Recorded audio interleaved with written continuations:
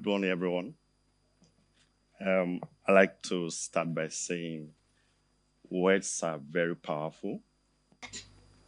I actually put on my vision board the year 2020 that I want to be a TEDx speaker, and 5 years later, I'm here. So I'm telling you that words are powerful. And on that note, I'll be speaking on the topic, the role of a spokesperson in nation building. I don't know if my slides are up now.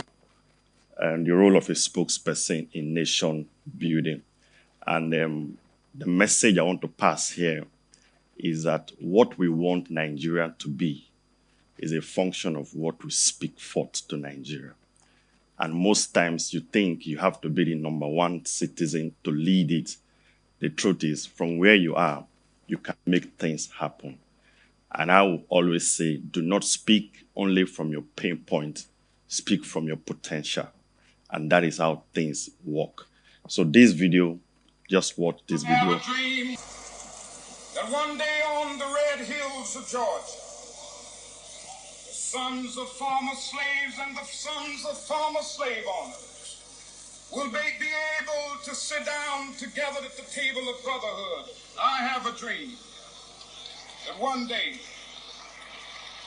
even the state of Mississippi, a state sweltering with the heat of injustice, sweltering with the heat of oppression, will be transformed into an oasis of freedom and justice. I have a dream that my 4 little children will one day live in a nation where they will not be judged by the color of their skin, but by the content of their character. I have a dream today. Thank you very much. I start again by saying words are powerful. And if I ask, this was 1960s, and in 2008, what happened? I think there was the first black president, just by words of mouth. That the country is not perfect, as you know. No country is perfect. But the truth is, somebody stood somewhere and said, I have a dream. And many decades later, that dream came to pass. So it's very important that as we enter into this conversation, we ask ourselves, each and every one of us seated here, what do we think of Nigeria? What do we speak of Nigeria? It is extremely important. This is just for you to flip through so you understand that when you occupy positions, understand that your position is beyond you. Words create, words perform, and words also do the opposite. Just take a look at this.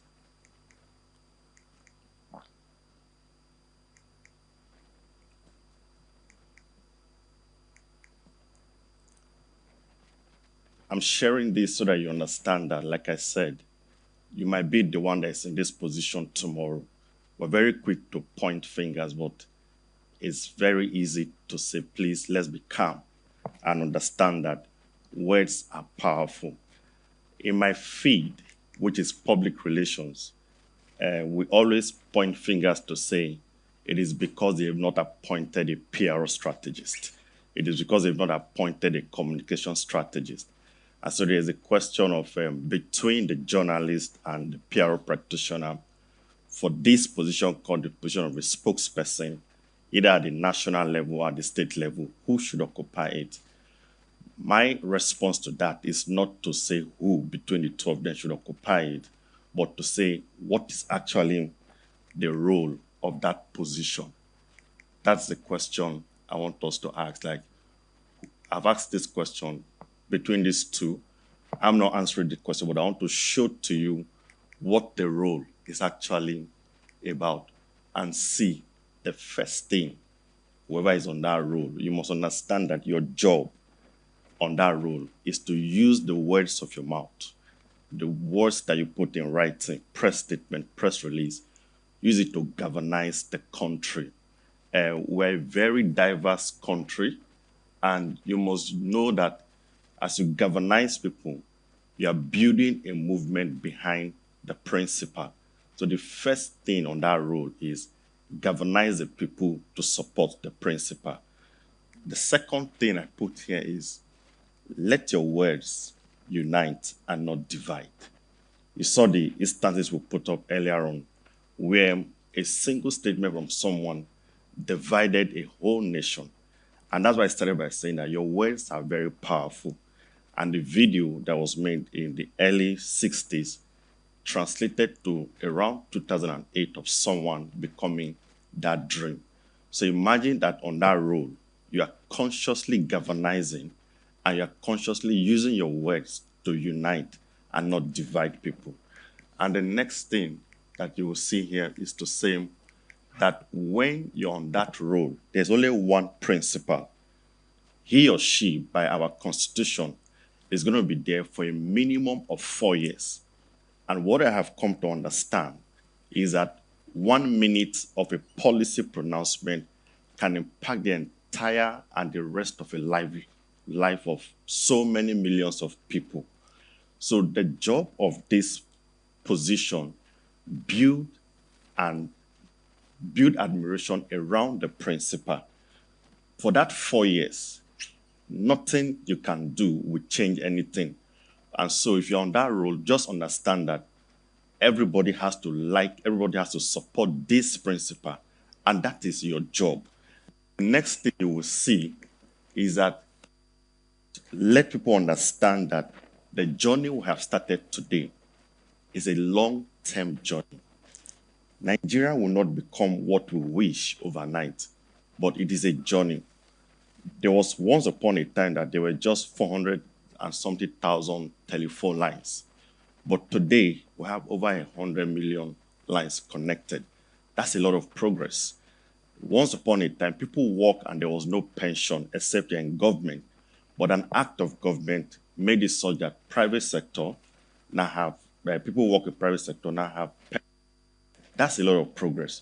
So on that role, you must build long-term thinking and let people understand that what we're passing through now is for the greater good and not for you to use your words to do the opposite.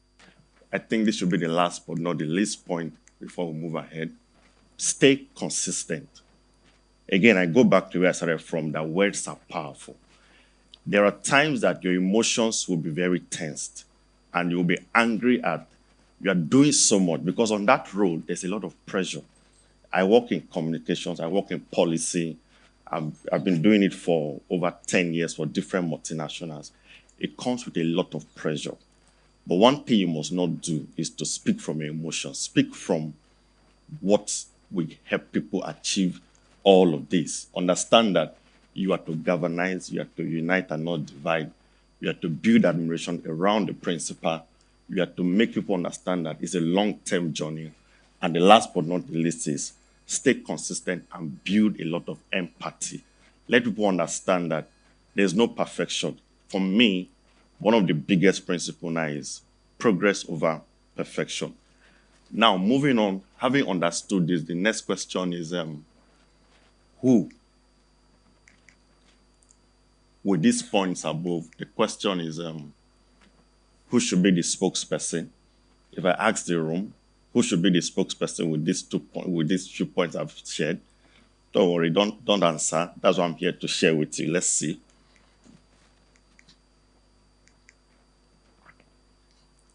This is the response I gave. The two of them, either you're a PR practitioner or you're a media practitioner, anybody can do the job. This is what they need to do.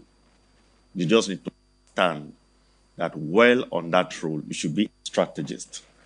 Understand you have to use the understanding of strategy to build the country and not to destroy it.